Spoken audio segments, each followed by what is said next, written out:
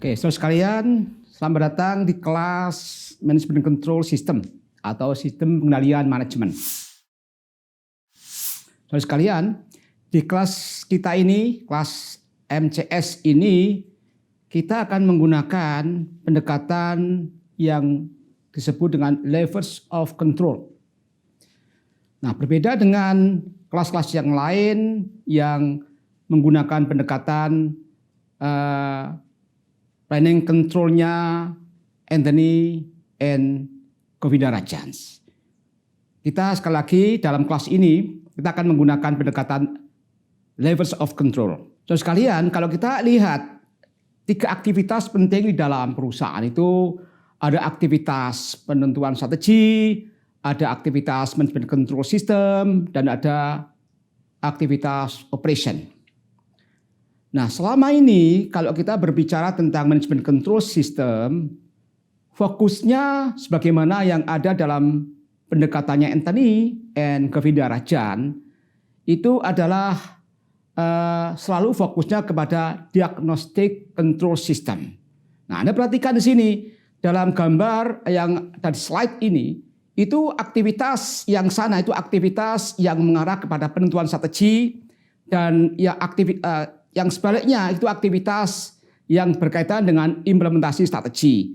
Nah, hal yang pokok yang perlu diperhatikan adalah ada beberapa isu yang dihadapi oleh perusahaan dalam konteks dengan pengendalian manajemen. Nah, isu ini adalah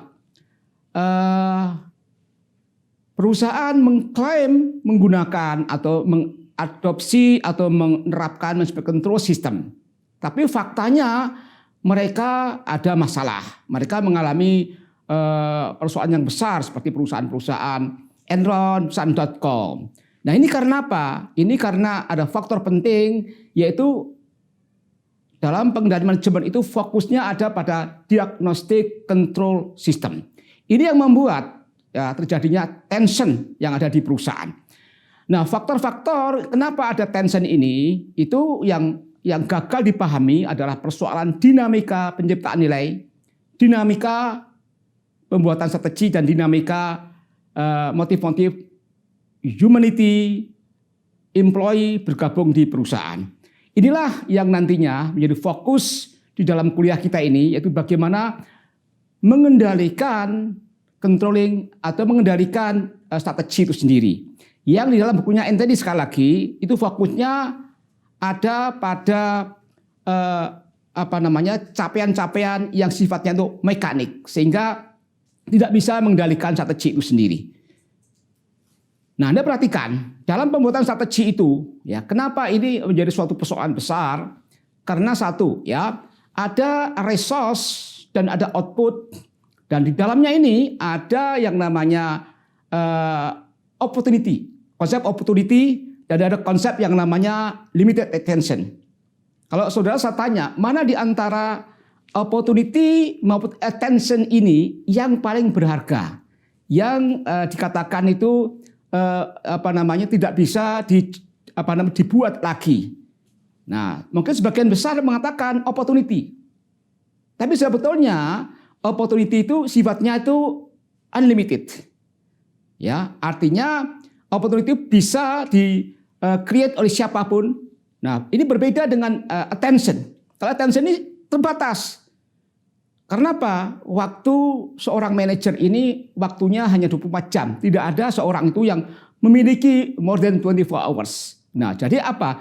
Yang limited itu justru attention, bukan opportunity. Inilah yang gagal dipahami dalam konteks dengan creating value.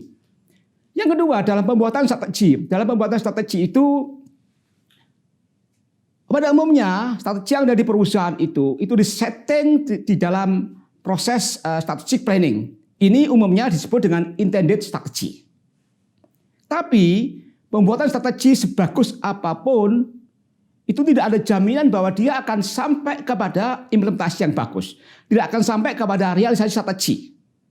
Sering strategi yang dibangun di dalam intended strategi itu yang umumnya itu diinisiasi oleh top management itu berakhir atau berujung dengan unrealized strategi. Padahal yang namanya strategi itu harus menjadi realisasi. Nah, oleh karena itulah ada dinamika yang namanya intended strategy, tapi ada juga yang namanya emerging strategy. Nah, dalam emerging strategy ini strategi yang inisiasinya justru bukan dari top management, tapi berasal dari middle bahkan lower atau frontliner managers. Nah, ini contohnya pada saat Honda. Honda berhasil di Jepang, tapi pada saat melakukan penetrasi di Jepang, dia gagal. Karena apa? Apa yang diciptakan di Jepang dalam konteks intended strategi itu diterapkan tidak berhasil diterapkan di tempat lain. Nah, sehingga perlu emerging strategi itu. Nah, itulah sehingga apa yang muncul di dalam realisasi itu bukan strategi yang diciptakan di dalam intended strategi, tapi justru yang berasal dari emerging strategi. Faktor yang ketiga itu dinamika human behavior. Semua perusahaan di mana employee itu bergabung, maka employee-nya itu diasumsikan atau perusahaan itu mengasumsikan orang-orang yang bergabung di perusahaan itu memiliki atribut memberikan kontribusi, memberikan sifat kejujuran, memberikan sifat achievement, dan dia berkreasi. Ini pada dasarnya asumsi dasar setiap orang itu bergabung di perusahaan. Namun sering kenapa sifat-sifat ini itu tidak muncul di dalam kenyataannya? Nah, ini faktor yang menyebabkan itu terjadi adalah satu, ya bisa jadi karena tidak tahu tujuan perusahaan. Employee tidak paham dengan tujuan perusahaan. Employee atau karyawan atau staff menghadapi tekanan, ya, atau temptation, godaan dari teman sejawat, dari atasan. Karyawan juga sering mengalami lack of focus atau lack of resource. Ini yang menyebabkan atribut-atribut tadi itu tidak muncul di dalam kenyataan. Yang ketiga, diasumsikan bahwa setiap orang itu berkreasi, tapi sering ini tidak muncul. Nah, ini karena apa? Ada yang kita namakan organization block. Ini karena faktor apa? Lack of opportunity atau afraid of risk. Nah, inilah yang menyebabkan dinamika yang tidak dipahami dan tidak dibahas di dalam pendekatan yang lain. Oke. Nah, oleh karena itu di dalam kuliah kita ini desainnya adalah fokusnya kepada level of control dengan bagaimana mengendalikan strategi.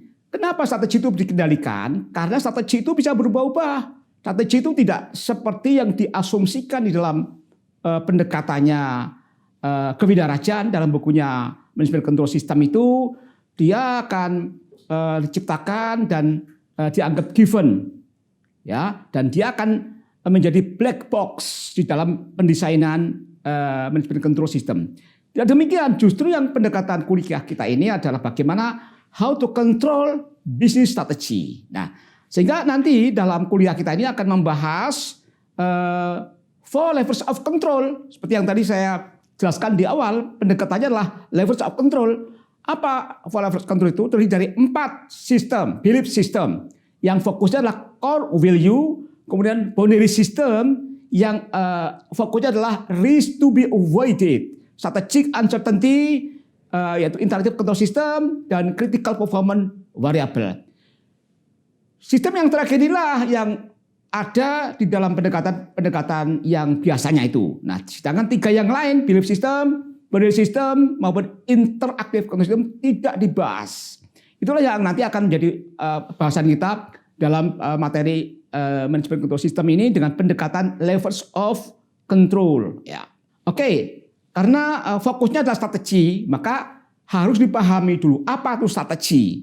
Strategi itu bisa dipahami dalam 4 pandangan. Pandangan yang atau perspektif and mission. Jadi strategi as perspective and mission.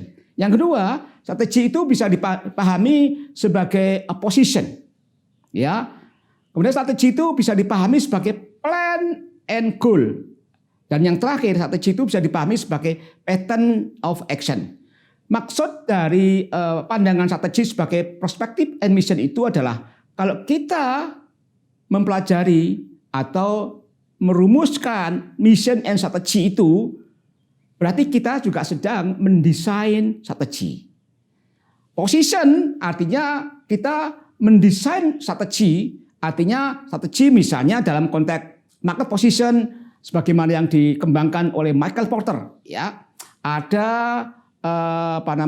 dengan generiknya itu yang fokusnya adalah low cost strategi, kemudian differentiation. Nah, itu adalah market strategi. Plan and goals. Pada saat perusahaan mengembangkan budget, mengembangkan rencana jangka pendek, sebetulnya perusahaan sedang membuat strategi. Pattern of action. Tadi patternnya apa? Polanya apa? Ada strategi itu yang dikembangkan di intended strategi, dan juga ada strategi itu yang dikembangkan dengan emerging strategi. Kalau yang pertama tadi, intended itu dikembangkan dengan inisiasi dari top management. Sedangkan yang emerging strategi itu diinisiasi oleh lower level manager, frontliner ya, managers. Oke. Nah, strategi itu menjadi penting. Nah, ini caranya mendesain dengan menggunakan SWOT. Ini kalau kita berbicara bagaimana how to design strategi, ya. Nah, itu dengan pendekatan SWOT. Nah, misalnya dengan menilai pihak-pihak eksternal, dengan pendekatan Porter's Five Force analysis, dengan menggunakan PES analysis, kemudian dengan SWOT and strength, yaitu ini sifatnya internal. Nah, dalam konteks ini ya, teknik yang bisa dipakai adalah dengan menggunakan resource based analysis dan value chain analysis. Inilah yang akan bisa digunakan tool manajemen yang bisa digunakan untuk mendesain strategi. Nah, ini pendekatan Five Force dari Michael Porter, ya.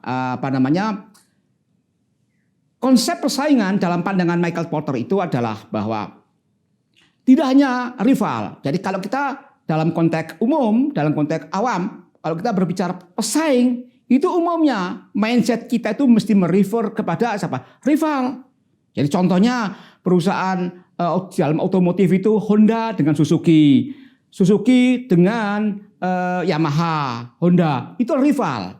Tapi dalam konteksnya Michael Porter itu dengan Five Force competition itu, rival yes, itu adalah suatu faktor. Tapi ada faktor yang lain, yaitu siapa? New entrants, pendatang baru. Ini juga menjadi bagian dari pesaing. Bagaimana nggak pesaing? Suatu perusahaan yang telah mendesain produk tertentu yang diharapkan akan memberikan kontribusi bagi perusahaan selama 5 tahun ke depan. Tiba-tiba dalam beberapa saat setelah produk itu diluncurkan, ada pendatang baru. Nah, ini tentu ini bisa mengganggu. Demikian juga substitute, produk substitute, ini juga bisa mengganggu. Produk substitute itu artinya produk yang mempunyai dampak negatif, berlawanan. Kalau permintaan produk substitute itu naik, otomatis produknya perusahaan akan turun. Nah, ini berkebalikan sama produk-produk yang sifatnya komplementer.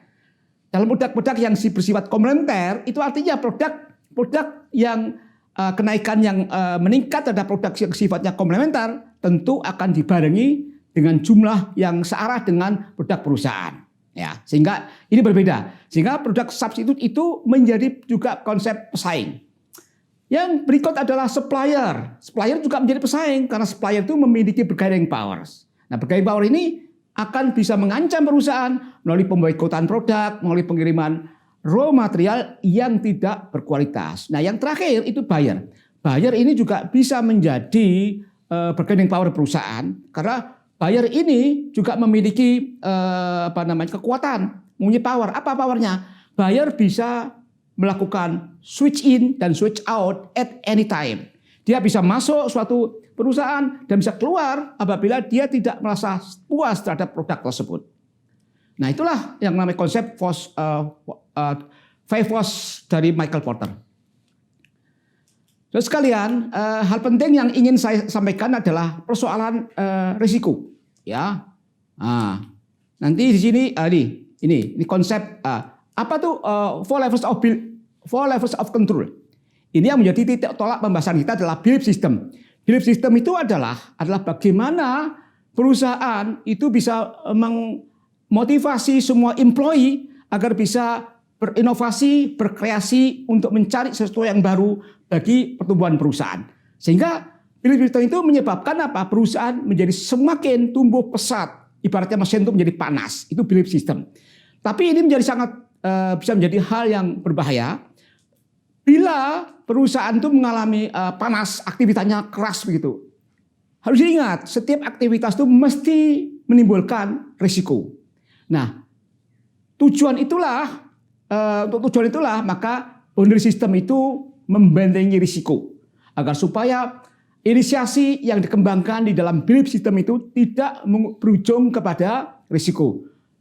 Ada dua pendekatan yang dilakukan di dalam boundary system itu dalam memprotek risk, yaitu sifatnya personal, employee conduct, dan yang kedua bersifat strategic level. Ya, yang berikut, risiko yang muncul itu bisa dikategorikan ke dalam beberapa kategori. Ada risiko yang sifatnya itu operation risk. Ada risiko itu yang sifatnya asset impairment risk. Ada risiko itu yang sifatnya competitive risk. Dan juga ada aset itu yang sifatnya risk itu yang sifatnya franchise risk.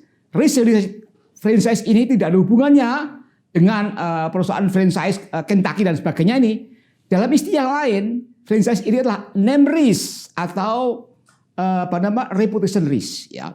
Nah itu yang perlu dipahami.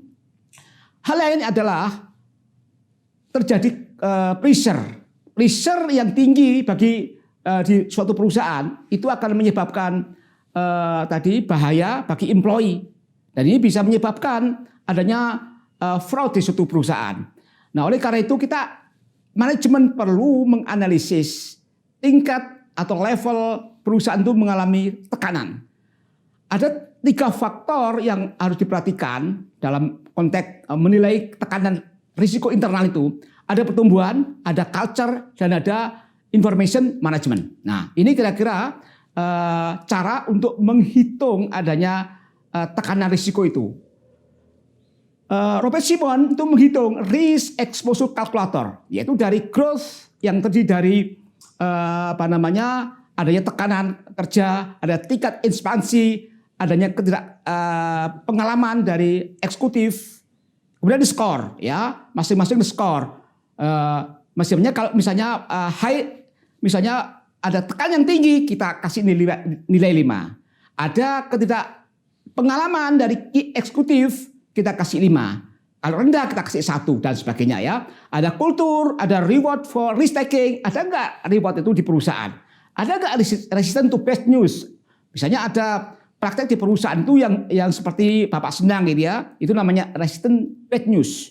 Ada level of internal competition. Kemudian semuanya itu dihitung, maka akan menghasilkan skor. Nah, skor itu bisa dikategorikan sebagai berikut, ya.